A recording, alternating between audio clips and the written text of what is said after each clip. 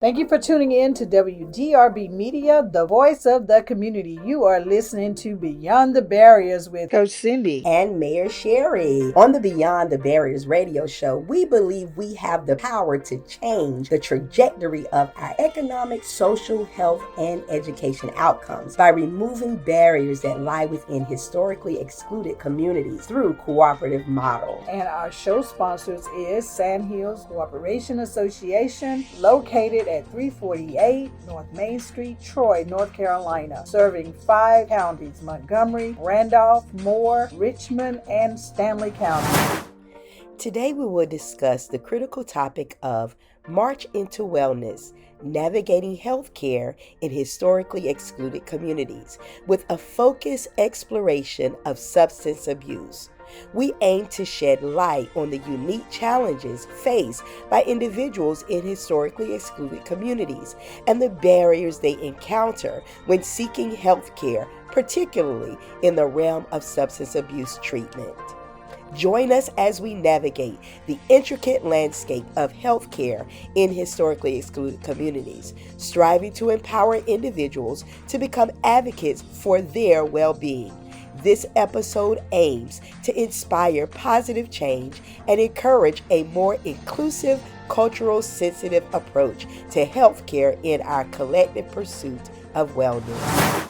Ready to ignite change? Sandhills Cooperation Association empowers historically excluded communities, helping them become self-sufficient. Join us every Sunday at 5 o'clock p.m. for our Beyond the Barriers radio show on WDRB Media with Mayor Sherry and Coach Cindy, addressing community challenges. Visit us at sandhillscooperation.org or visit us on Facebook, Sandhills Cooperation Association, building brighter futures one community at a time. Beyond the Barriers radio show.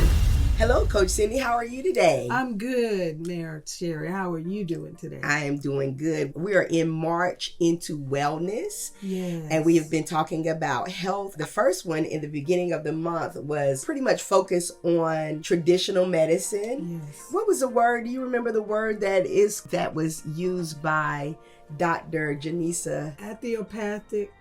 Okay, medicine. sure Yeah. is. Okay, I remember that word there. So that's what Miss Mary Perez, the director, former director of Montgomery County Health Department. So she was very informative as it relates to us being able to communicate and how the community needs to talk. Yes, that was she was really pushing that point, and I was glad, because we don't invest enough of our own time into our health to know what's going on with us. We just say, the doctor says take it, so you just take it. Right. And it hasn't helped us a whole lot. And it's important that we ask questions, and that's what Dr. Janisa Bowden also stressed, that we need to take responsibility for our own health, and that holistic medicine is that to prevent naturopathic. Yes. So to prevent us from having to take in all of that medication. Right. Because, just like I'm presently dealing with something going on, and I look at the side effects of the medication, and it just doesn't add up. Right. And so, I'm trying alternative things as well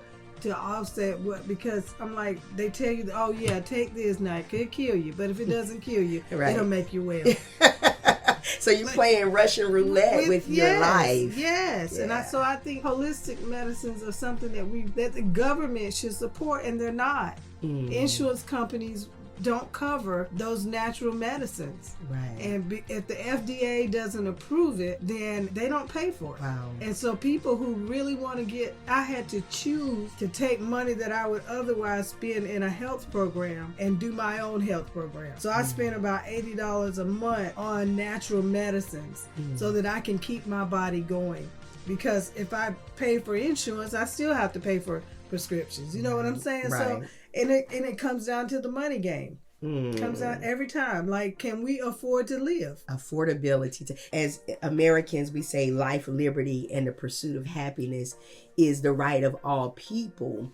However, if you look there's medications, if you really are not able to afford it, you can be left dead. Exactly. I mean, you just die. I remember with my mom, her Yeah. medication that she needed, well, actually they were practicing on her with medicine Clinical trials. right, with medical trials. And that medication was $3,000 a month. Yeah. And so if we had not applied for some type of help or assistance, then And oftentimes you have to know to do that yourselves. Right. Doctors don't even tell you. Hospitals may not tell you.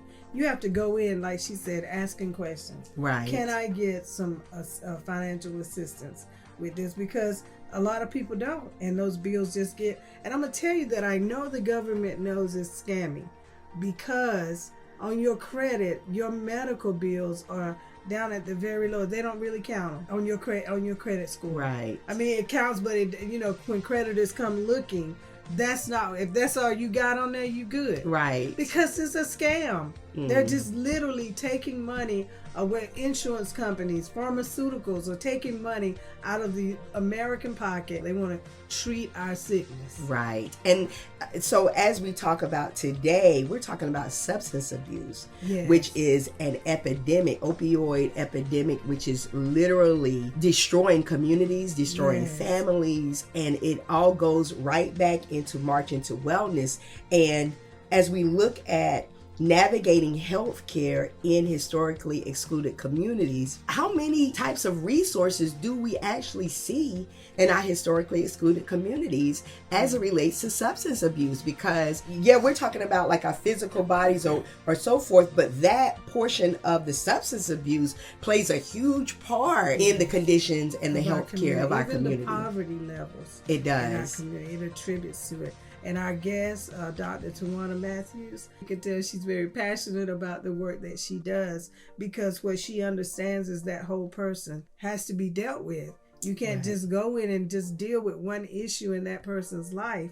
And because the opioid addiction has caused a real big spike in mental health, because it uncovers all the stuff that we have suppressed through our oppressors. Right. Most of the clients that they serve are not us. Wow. And so, but it's rampant in our community. And so you're still looking at inequity when it comes to public health. Right. Well, because at first it was the war on drugs, right? And so that's when they were criminals. Right, yeah, exactly. So it was criminalized then, war on drugs. Let's put them all in prison, no treatments. It's just, we're going to put them away and make them go through withdrawals, and maybe that'll solve their issue, because now it does not. And so now that it is visibly seeped out of, because it's always been there. Right, but it's visible now. Treated. Exactly. They would come down to our communities and get the drugs and go back home. Yes. Well, so what happened, in my opinion, I think the pharmaceuticals, when they start giving out pain pills to middle class Americans to treat whatever illnesses they come in for, that's where the addiction became obvious. Right. Because these mothers, these stay-at-home middle-class mothers whose, husbands work and they stay home, take care of the baby, and their lives get mundane. You got this illusion you can live through a pill. And so, and it became disproportional. Now, these white wives are getting like, oh my God, what's wrong with y'all? Now drugs is an illness. Right. Now it's drug an illness. use is an illness. Right. Now, when it was going on in our community, it was just criminal. Right. They don't have to do drugs. They're just doing that. And now it's a sickness. Now it's a sickness. And I'm glad they got to the point of it being a sickness, but what has it done to our historically excluded communities before it was labeled a sickness? Right. And so now you have crime rates that have increased. You got felony charges. You have individuals that have stayed in prison for 20, 30 years for something that the sickness had caused. That's right. And I'm glad we have our guest today who is going to address those things and bring some solutions as we discuss our historically excluded communities and how we can navigate healthcare through those things. We're going to go ahead and go into our studio. It's exciting. I'm excited to hear what she has to say. I am too. And so you're listening to Beyond the Barriers radio show, and I am your host, Mayor Sherry. And I'm Coach Cindy. And we'll be right back after this message. Beyond the Barriers radio show. Attention innovators, community builders, and champions of positive change. Beyond the Barriers radio show is inviting you to be part of our empowering journey. We're on the lookout for sponsors who believe in breaking barriers and amplifying voices in historically excluded communities. Want to showcase your brand or cause to our engaged audience? Visit Sandhills Corporation or to explore exciting sponsorship opportunities, from on-air endorsements to impactful commercials. Become a part of a platform that celebrates resilience, triumph, and community strength. Our show is not just about telling stories. It's about shaping narratives and making a lasting impact. By sponsoring Beyond the Barriers, you align your brand with a mission of inclusivity, empowerment, and positive change. Visit sandhillscooperation.org today to purchase advertisements, endorsements, or even secure a spot as a guest on our show. Let's break barriers together and create a vibrant, connected community. Beyond the Barriers radio show, where every sponsorship is an investment in positive transformation. Be a catalyst for change. Visit sandhillscooperation.org now. Beyond the Barriers radio show. Breaking barriers, building connections.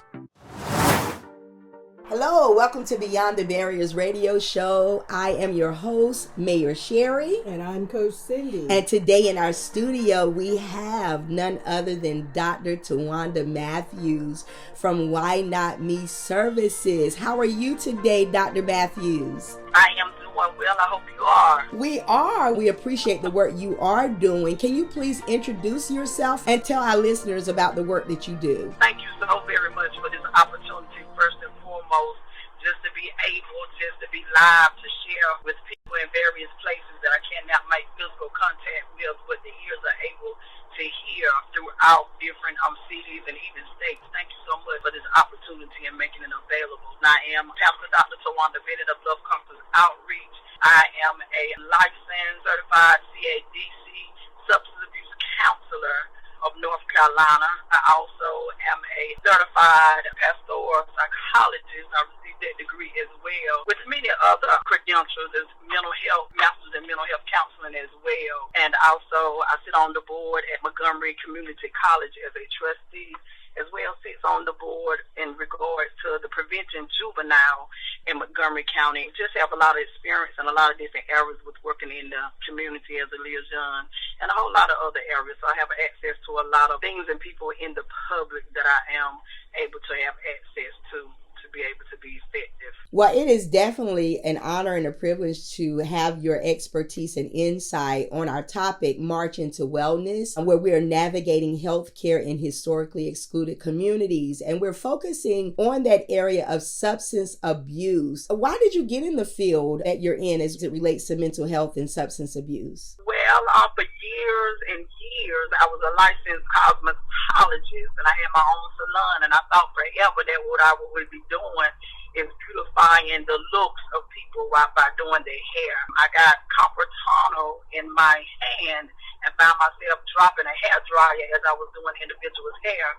So I said, okay, God, this ain't working, so what's next? What's next? And so I was a cosmetologist. You're forever ministering, you're forever counseling those that sit in your chair. And he was like, just get paid for what you do. But nevertheless, I never thought I would be in this field particularly.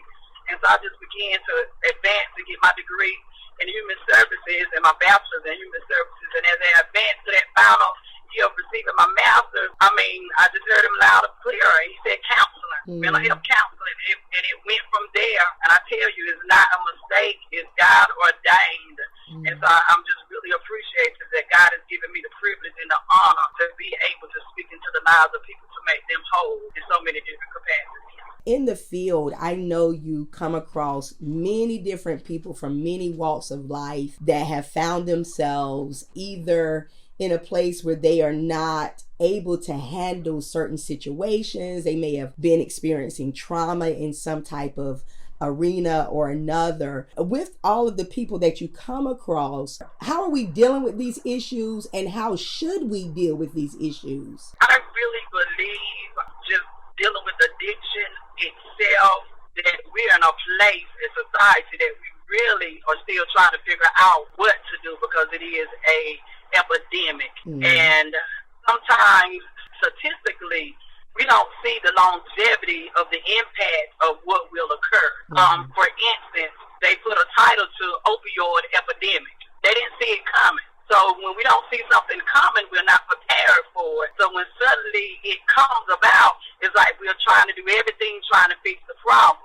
Fixing the problem, I don't think it will never be resolved to its fullest, but we can do what it takes, and it takes a collaborative effort and actually getting it done. So with that collaboration, how can healthcare providers as well as community leaders, how can we work together to address these unique challenges that are faced in our own historically excluded communities in the context of substance abuse? Well, one thing we got to do is just really get everybody to the table and see what the big need is, because it really doesn't matter the race, it doesn't matter the culture, it doesn't matter your background or where you come from, because it affects everybody. And it's a disease. So we can all come together with the same mindset that we all dealing with the same thing, and there's no difference. It's addiction, substance abuse addiction. Then we can come together and collaborate and begin to institute what's needed from just a county perspective. Look at what we have, what we don't have, and come together to make it happen. Coming from a collective overall, bigger cities and things, they have a lot of more institutions, a whole lot of more preventative measures than, the smaller communities. But sometimes what we can do, we can mimic from what other people already have instead of always trying to reinvent the wheel. But we got to start to begin to implement it and just stop talking about it and begin to put it into action. What are some of the successful initiatives or programs that you've seen in your field that has actually helped communities be able to address these issues? Have you seen any successful initiatives or programs out there? Of course, absolutely.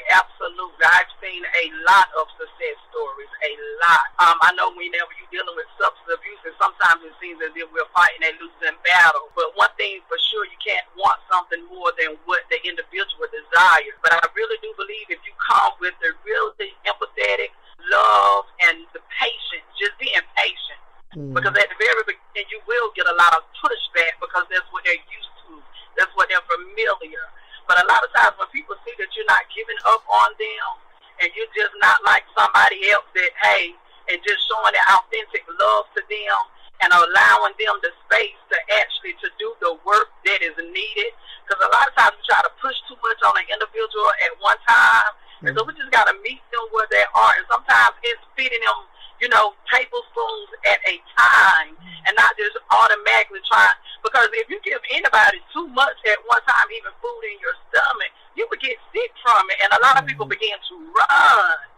And so with that said, there are such things as PSYOP services, SACOP services, which is substance abuse outpatient intensive home program, substance abuse outpatient comprehensive treatment program. There is a MAT program called the Medical Assisted Treatment Program that a lot of people may be against, but I've seen a whole lot of success even in that.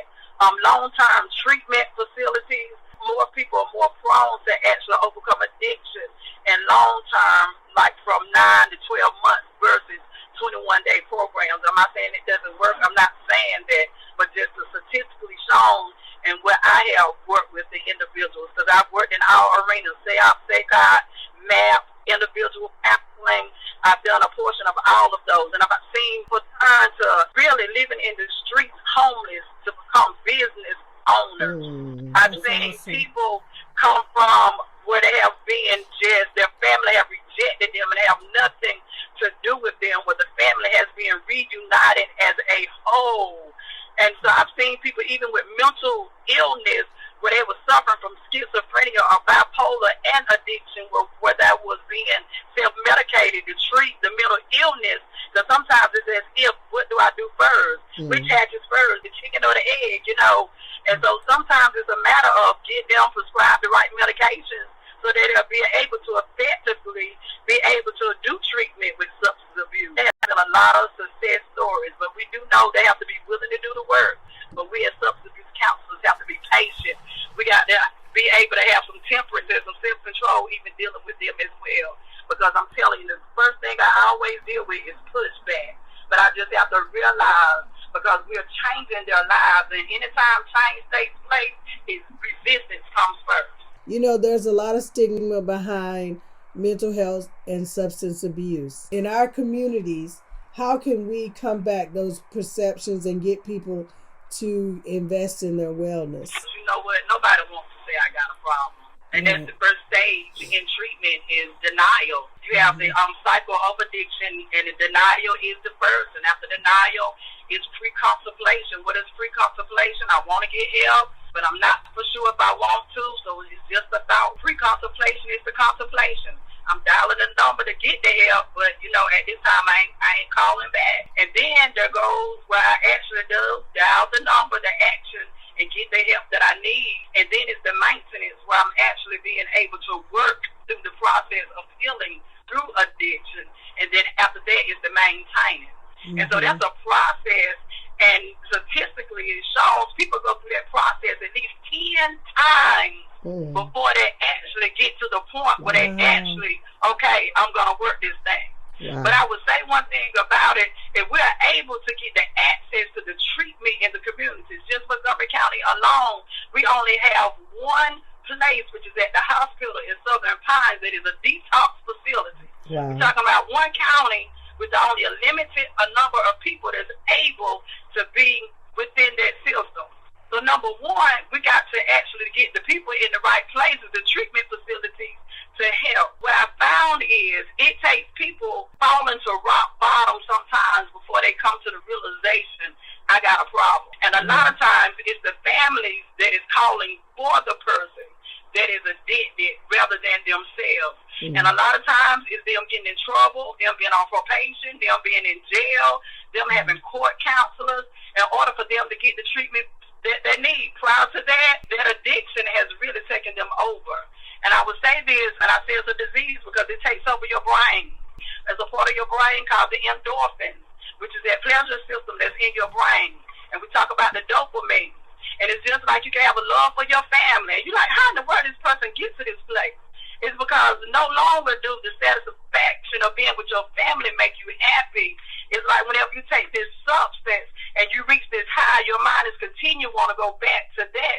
So your endorphins begin to shift from desiring your family, desiring playing basketball, the desire for church, the desire, and the desire is only for that substance. So it changes the chemical balance of your brain. And if you look at a brain of a substance use abuser compared to someone that's not, it's totally different. It's just like somebody having lung cancer. Your lung is totally different from a regular person. So really, it's the mindset, your brain has changed and it has become centered to nothing but to drive for this substance. So when we say stigma, it's psychologically and it's mental. You just really got to be patient. You just really got to just continue to pray. You got to pray for these individuals because it's a battle. And we say, oh, just stop, just stop. But if it was that easy, they would. But it's just a sense at it. Yes, it is. Because God can do anything like they're fighting for their life. You brought out a lot of good points. And I know many times we think we can control sicknesses. Sicknesses are meant to be treated and cured and healed. It's pretty much saying somebody said you have cancer. So now you going and you hiding in your house and you don't want nobody to know that you got cancer. You're not going to go get treated for the cancer. You're just going to sit there and let cancer eat up your body. People need to know that this is a sickness and you need to get treated. And yes, there's some decisions that were made to get you to this point. Like we don't go to a cancer patient and say, see, you shouldn't have been smoking all them years and help yourself and you ought to do better. There's a plan of action for treatment in chemo, treatment in radiation. And so as a community, especially our historically excluded communities, we have to change the narrative as it relates to those who are in the situation of being addicted to substances. And so to know that everybody needs to get involved. This is not just something that we can just push over to the side, but it's something that everybody needs to get involved. Now, from your expertise, what are some specific policy changes or advocacy efforts that local government can do in order to address these problems? From the government perspective, I believe just honestly speaking, whenever the opioid addiction came to fruition, and the reason why, and I'm just going to go specifically in detail, and one of the reasons why it became such an epidemic is because, you know, a lot of times prior to, we just talked about the crack. We talked about those different things that was actually in the African American community. It was in the Caucasian, in the Asian, and in the other different societies as well. But however, when it begins, sometimes in life, whenever things begin to hit specific gender, different culture, societies, then we want to take an initiative. But as long as it's not harming us, as long as it's not impacting us, then we're going to let them deal with it the best way they can. But as soon as they found out that a lot of these people are being addicted because these doctors are prescribing different opioids and they're becoming addicted to it.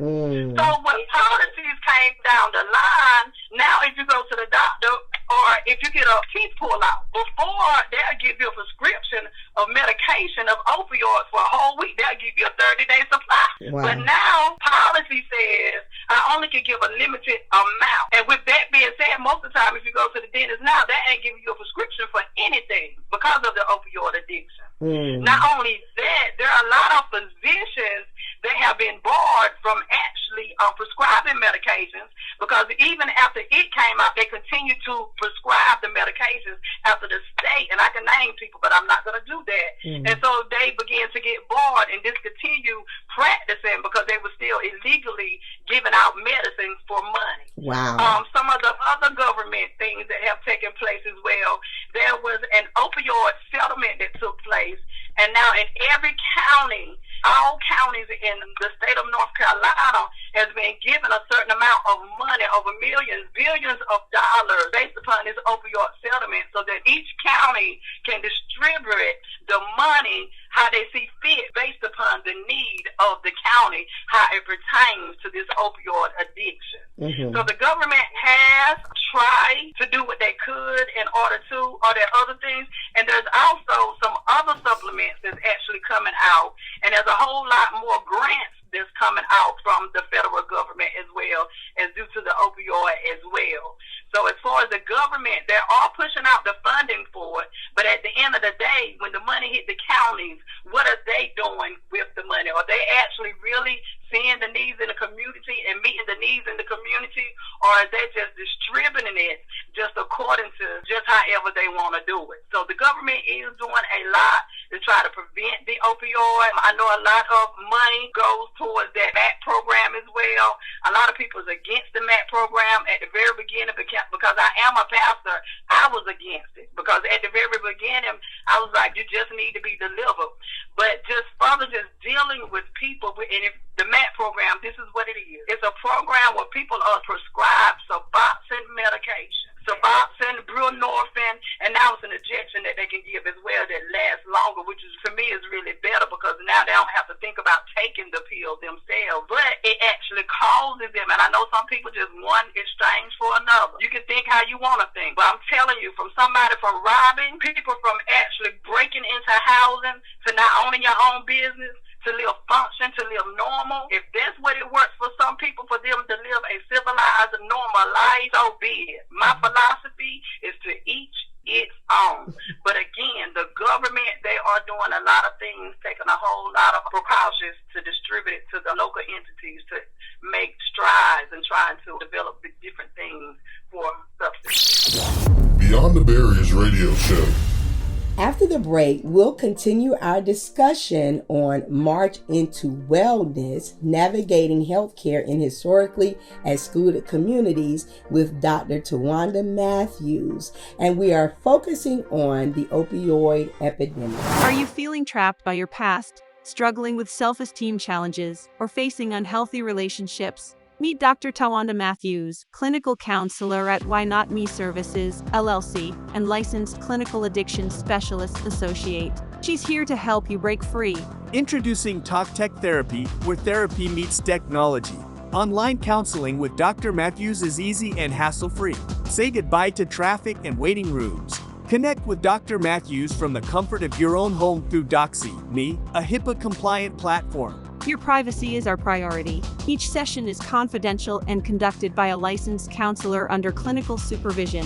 Sessions range from 30 minutes to 2 hours, tailored to your needs. Whether it's individual or couples counseling, Dr. Matthews at Tech Talk Therapy have you covered. Serving multiple states, including North Carolina, Georgia, Florida, and Virginia. Visit techtalktherapy.com to find the perfect clinician for you. Break free from the past and embrace a healthier future with Talk Tech Therapy. Dr. Tawanda Matthews is here for you. Visit techtalktherapy.com today. Talk Tech Therapy, your path to healing, one click away. I'm just a kid, but I know something big. I know the power of community. In our historically excluded neighborhoods, we can rise together. We need your help, your support. Let's build something stronger and break the cycle.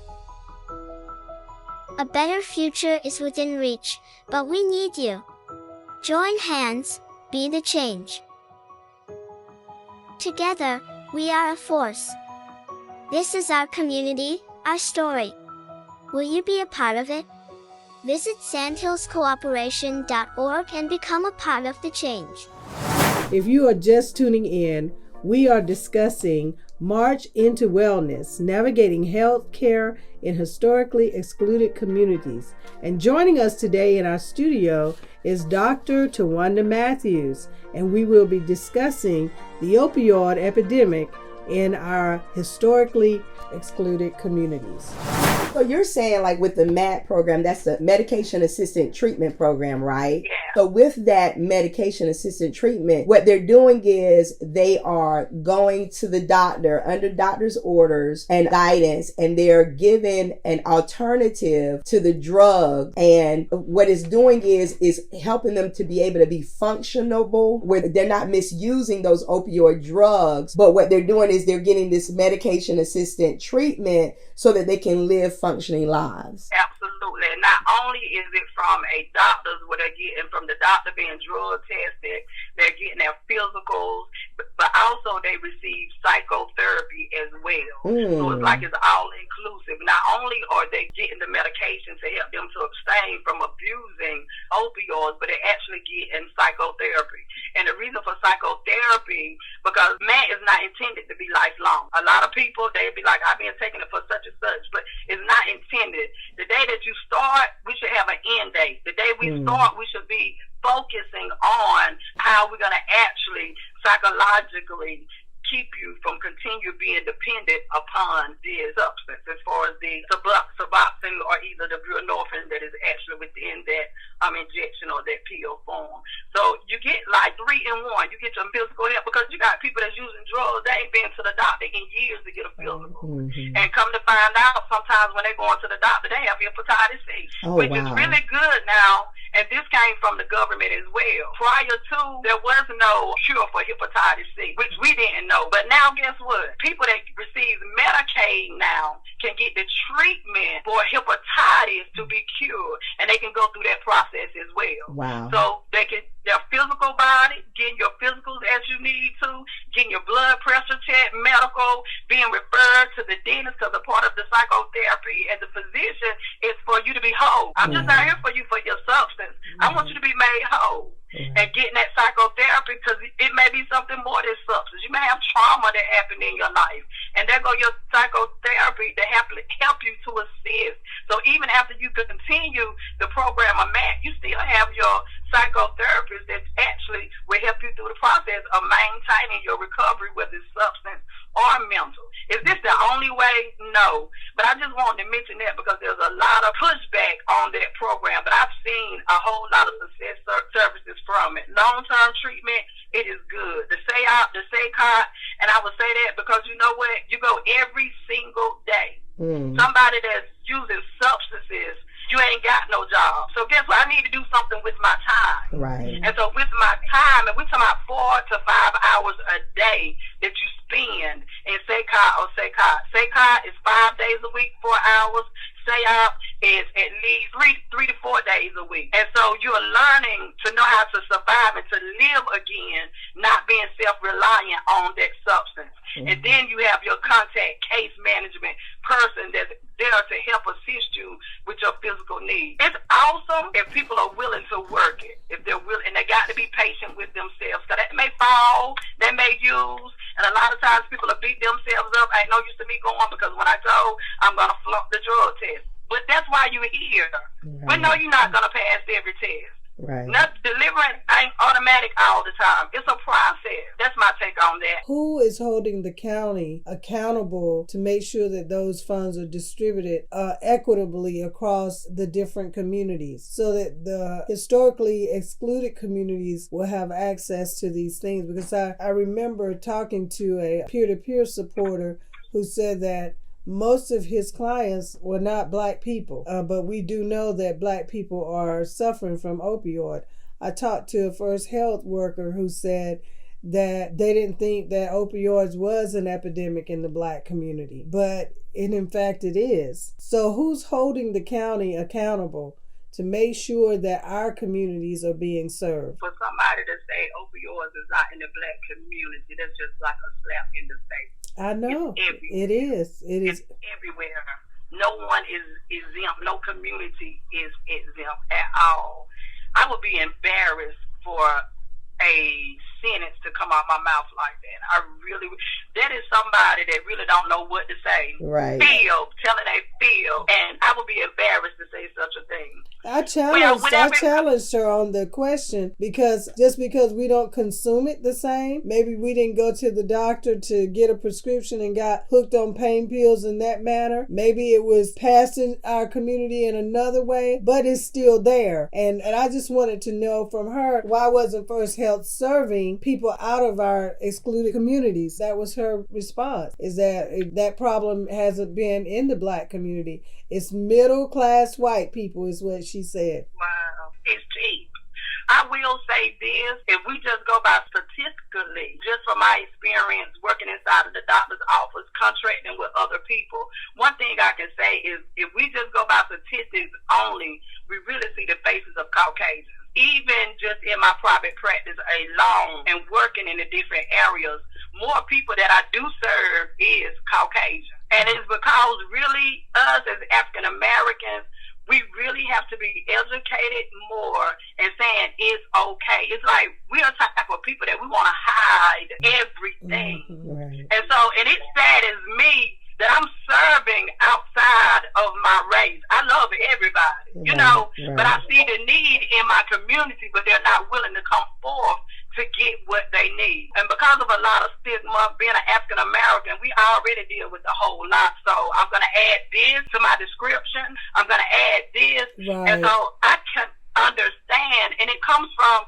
it's generational. Right. Because even with the parents, whenever they take the initiative, it's because they've got to a breaking point where they can't take it no more, instead of getting the help before it gets to that severity. If she was coming from a research, I can understand why she said that, because if you looked at statistically and the measures, that's what it would say, more of Caucasian than us, because whenever like you get in the service, it's always data that's given. Right. And the only data that can be provided is the data of those that are checked in and those that are checked out. If it's more of Caucasians, more of Hispanics, more of Asian people come in, then data collectively, then we go by the data. Mm-hmm. But if you live in a community or a county and you're servicing, you should reach out and go into the community to be able to see for yourself, to hear what they got to say. Because if not, you're still on the outside looking in and you really don't know the real need. That is so So my true. question is, why are you doing what you're doing? Is it just to serve you?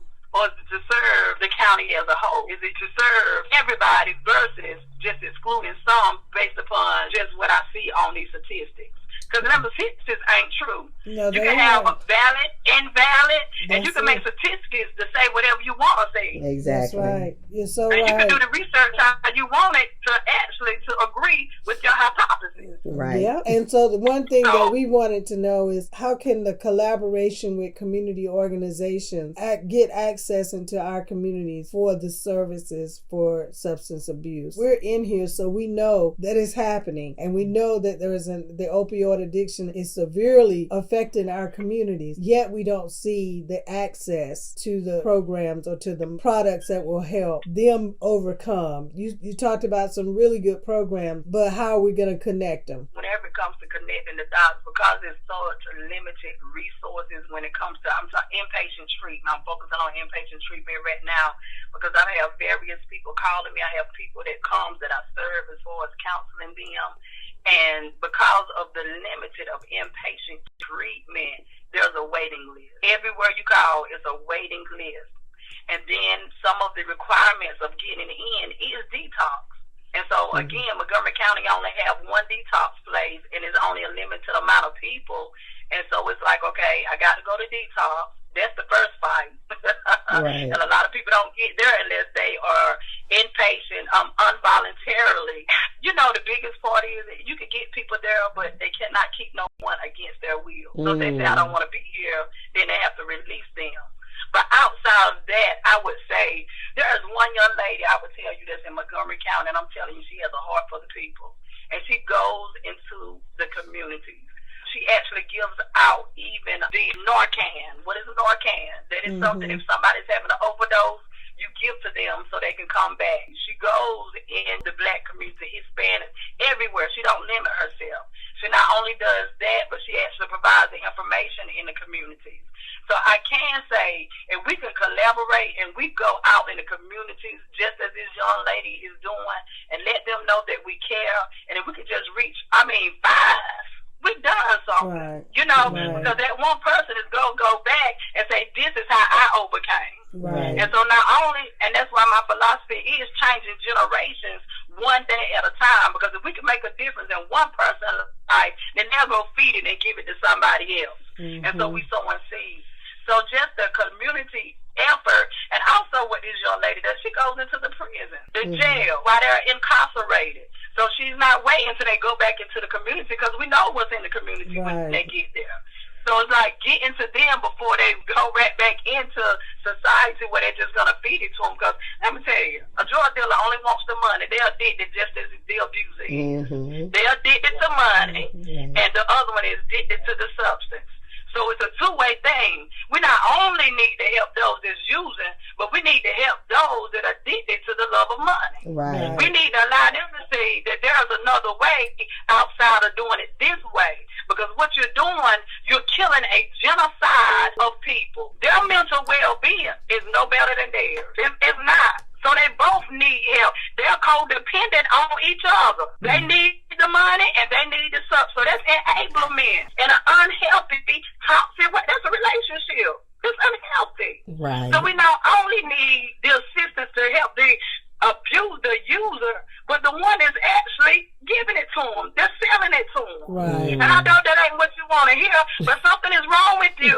If you're selling drugs and you know it's killing people. Right. Your endorphins is pleasure to the money. That's your high. Your endorphins, your pleasure is to having sex. Hey, I may exchange you, give you this if you give me some sex. Come on, something is wrong with you. Something is wrong. That's the disease. Listen, that's a problem. That's an issue. So if we can stop people from selling, then where they going to get their substance? So we got to get on this on a whole nother level and not just saying the user. What about those with the problem that's selling? Because there is a problem. If you live in life and saying it's okay. Well, and it's interesting, Dr. Matthews, whenever you look at even the philosophy of we need to help drug dealers, like there needs to be a rehab for drug dealers, right? Because the only thing that is out there right now is you're going to prison. Right. And the minute they go to prison, they serve time. But when they get back out, they go back and do the exact same thing if they have not gone through rehab to change and shift their minds and their mentalities. because like you said, it is an addiction. As you look at the even with the young lady that you were talking about, having that on the other end of those people going out ministering to these drug dealers, like, we're the organizations for drug dealers. That's right. That's right. Nobody wants to talk about. Nobody wants to talk about that. Right. But we have to be strategically, because guess what? Just the same way the user says, I don't have a problem, that's what they're going to say as well. Right. And guess what we're going to get? We're going to get pushback. But there is a strategy to the madness if we come together and collaborate and focus on the real why it's happening. If there was no drug dealer, there would be no substance user. Right. And let me tell you something. And the biggest drug dealer is the pharmaceuticals, y'all. It is. And that comes from a whole larger, and don't nobody want to look at that. It's an industry. It's a money funneling industry. That's why they have criminalized drug dealing. And when they stopped criminalizing drug users and made it a medical issue, it was so that the pharmaceutical companies could bank on it, because now they get money for treatment. But the dealers are still going to prison when they need treatment too. And so really it's an ecosystem that's going on, just like when you look at and you look at the ecosystem. Even the grander big picture of what we're talking about, they're dependent upon the drug dealers to do what they do in order for them. They're dependent on the doctors to prescribe these. And let me tell you something. One of my focus that God has really given me is the focus in the church. Because there are so many people that's in the church, they're abusing substances, and they do not think they have a problem. And I want to really bring awareness to the body of Christ. And if we can get it together, then we're able to step outside of these four walls and be able to penetrate these other societies, whether it's from that governmental level as well. Definitely. And we are the answer. And I really believe that we have exactly what is needed and necessary. We want people to be made whole. And it comes on both ends. Like whenever we look at wholeness, leading people to that wholeness, mind, body, and soul, then we're looking at that person as a person of value, a person who has significance. I'm bearing the infirmities of the weak. And these are the ones that Jesus himself said, clothe the naked. He said to feed the hungry, to visit those who are in prison. Whenever we step outside of our own selves and our own lustful desires, then we're able to see people as being commodities here in this earth realm, assets that are able to work together to build a more equitable, a more liberating society. And I thank you for doing your part, Dr. Matthews. You are definitely working the work inside of the church walls as well as outside of the church walls. You're seeing things that a lot of people are not seeing. Absolutely. How can our listeners get in touch with you to get your services? I have a website, and it's TikTok Therapy. It's www.techtalk, TECHtalk.com. www.techtalktherapy. And it's online counseling. And I thank God for online, and I thank God even for the epidemic, because we're able to reach more and more people online versus face-to-face. You can get these services online. And also my phone number is 910-975-1416. And just know, not judgmental. I will meet you where you are. Everybody goes through stuff in life. Everybody have their own process. I'm not here to judge. I'm not here to look down on you. All I want to do is help you and to meet you where you are. There's nothing that you've ever done that nobody has not done. That's the Bible says there is nothing new under the sun.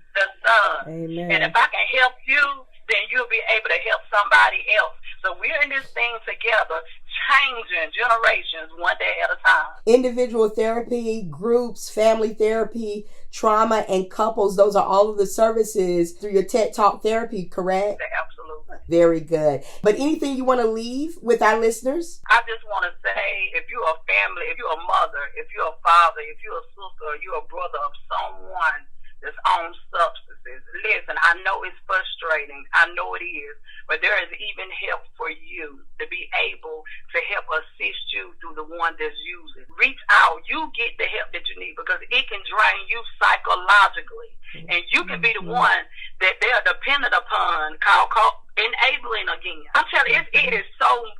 so major, y'all. It because is. not only is the substance users addicted, but now we're enabling them, and it's causing us to get sick as well.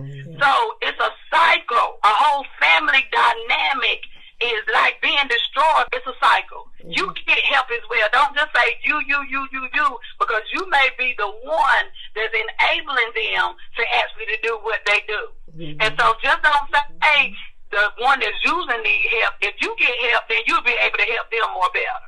And so I say that to say, be encouraged. There is hope. There is nothing that God is not able to do. But listen, you got to put the work in. Is it going to be hard work? Yes, it is. Is it going to be difficult at times? Oh, yes, it is. May you be talked about sometimes?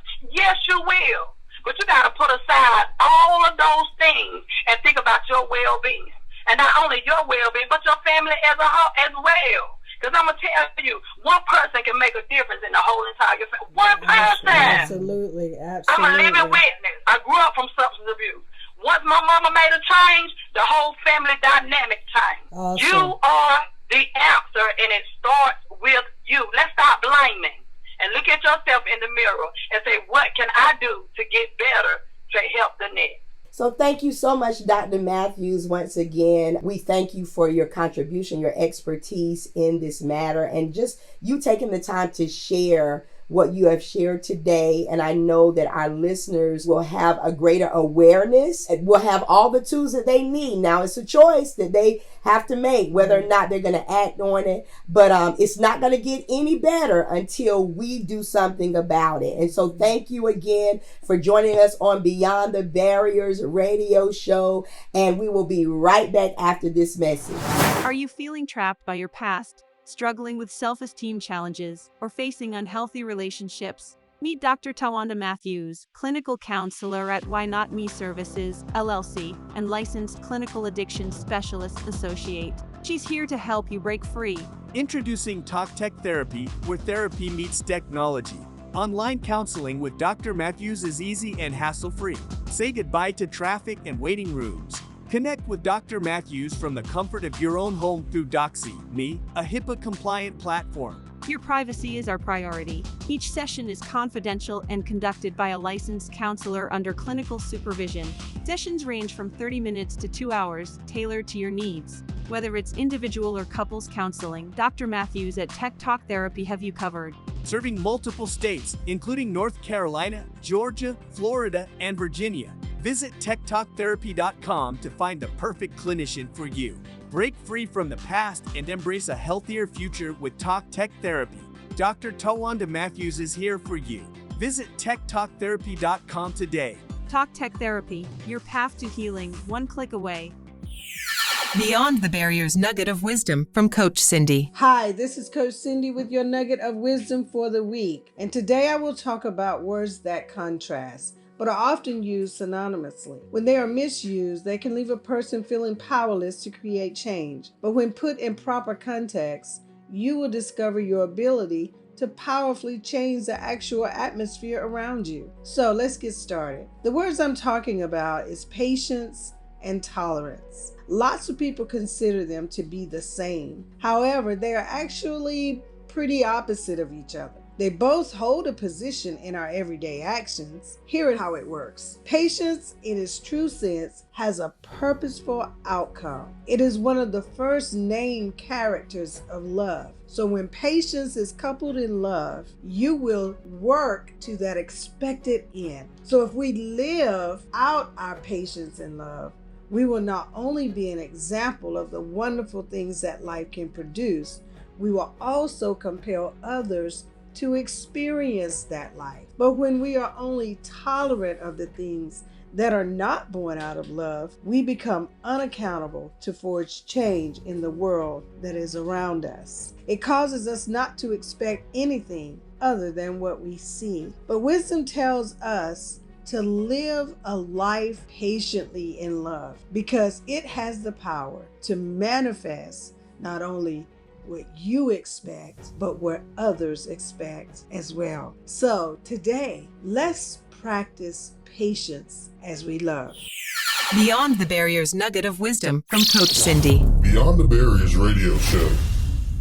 Looking for a dynamic workspace to fuel your creativity and boost productivity? Welcome to the Innovative Action Center, your hub for co-working and meeting space at 346 North Main Street, Troy, North Carolina. Become a member and enjoy 24/7 access, high-speed Wi-Fi, cozy coffee bar, and snacks to keep you energized. Elevate your business game with our membership packages. For more information, contact us at 910-573-3070 or visit sandhillscooperation.org. The Innovative Action Center is more than a workspace. It's a community dedicated to business development and job creation. Join us for monthly workshops, seminars, and entrepreneurial services. Take your business to new heights at the Innovative Action Center. Visit us today.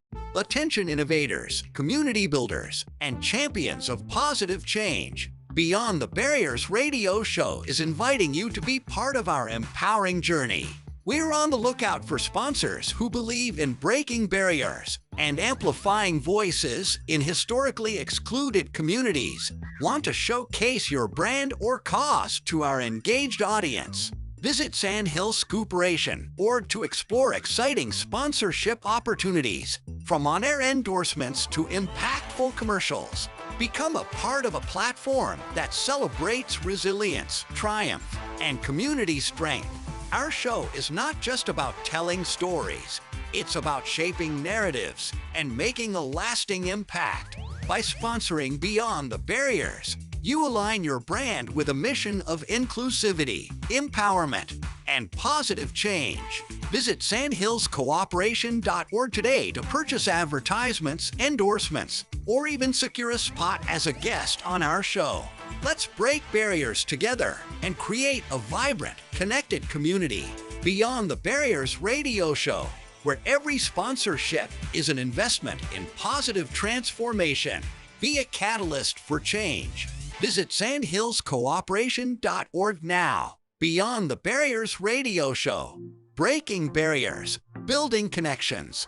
Get ready for inspiration and empowerment every Sunday at 5 p.m. on WDRBmedia.com with the Beyond the Barriers radio show. Join Mayor Sherry and Coach Cindy as they tackle the issues facing historically excluded communities. It's a powerful conversation on cooperative models, breaking barriers in economic, social justice, health, and education. Tune in, engage, and be part of the change. Visit us on Facebook at Beyond the Barriers radio show. Don't miss out, Sundays at 5 p.m. on WDRBmedia.com. We have been discussing the opioid epidemic in our historically excluded communities. Join us next week as we discuss mental health with Dr. Brian Johnson and his wife Carissa of the Life Change Group out of Albemarle, North Carolina. We want to thank today's guest, Dr. Tawanda Matthews of Why Not Me Services, for joining us. Beyond the Barriers radio show.